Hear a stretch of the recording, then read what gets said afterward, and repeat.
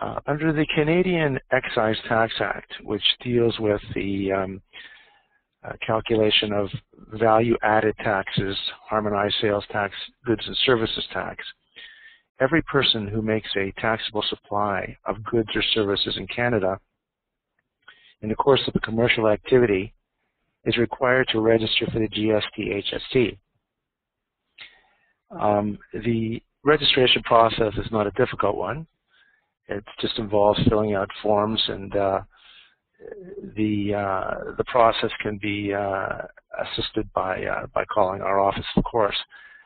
But once you are registered, you have filing responsibilities that will entail either filing on a monthly, quarterly, or annual basis.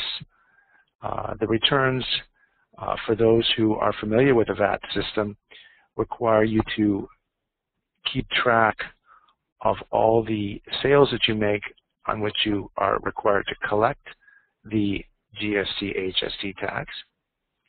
And they also allow you to recover any GST or HST that you've paid to your suppliers. So your accounting system has to be able to capture all these numbers. And of course, if you're a company which is foreign to Canada and you are doing business in Canada, your accounting systems may not be set up to do this.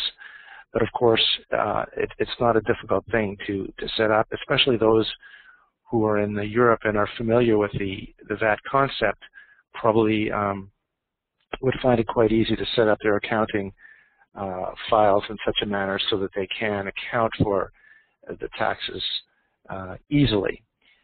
The fact that you become registered to collect the GST-HST in Canada will mean that you are subject to audit by the Canadian tax authorities, and that will beg questions such as, how do you choose to conduct your operations in Canada? Some companies will decide to incorporate a Canadian subsidiary. Others will decide to operate through a branch operation.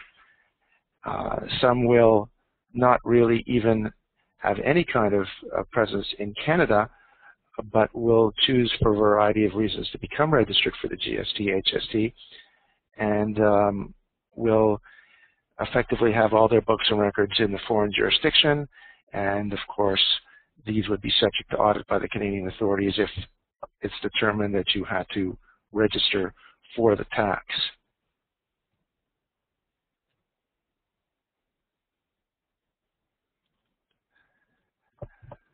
One of the most important things that I try and get across to people is that the goods and services tax,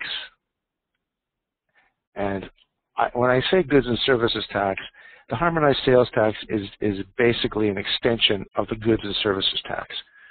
What that effectively means is that certain provinces, Canada is structured such that we have the federal legislation and we have also provincial jurisdictions.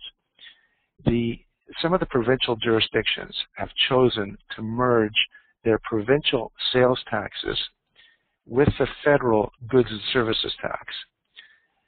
This has come to be known as the harmonized sales tax, whereby the federal government collects the taxes both for federal and provincial purposes for those provinces that have decided to harmonize under the legislation. So the rules in a harmonized province are effectively the rules that apply for goods and services tax, or VAT tax.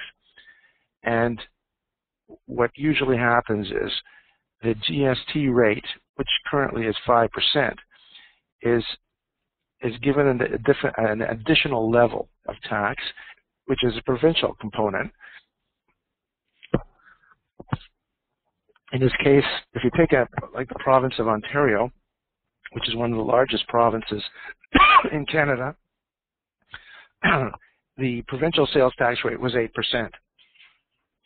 When the province of Ontario harmonized, the 5% GST and the 8% provincial sales tax was added together to create a 13% harmonized sales tax, which was the applicable rate that you would see as an HST. The GST only at 5% is applicable under provinces that did not decide to harmonize. Now, taxpayers who do register under the GST do not receive the same kind of relief as those under income tax treaties. So often you'll hear your professionals or a professional will say to a client that you get relief from having to pay the taxes of the country of Canada because there's a treaty between the countries that says that if you do not have a permanent establishment in that jurisdiction, i.e. Canada, you are not required to file or pay income tax. The decision to not pay income tax should be looked at very carefully and discussed with an income tax specialist. However, it's important to note that the relief provided under the treaty for income tax does not provide any relief for the goods and services tax or the harmonized sales tax. So you can still find yourself in a situation where you're required to file for the GST or the HST, even though you get relief from the requirement to pay income tax. Now, I'm not going to get into the details on the income tax side in this presentation, as that would take too long, but suffice to say that there is requirements to file special returns even if you are entitled to treaty relief, and these treaty-based returns are essential to compliance under the Canadian Income Tax Act, even though you may be entitled to treaty relief. And that's something that would be discussed at a different time.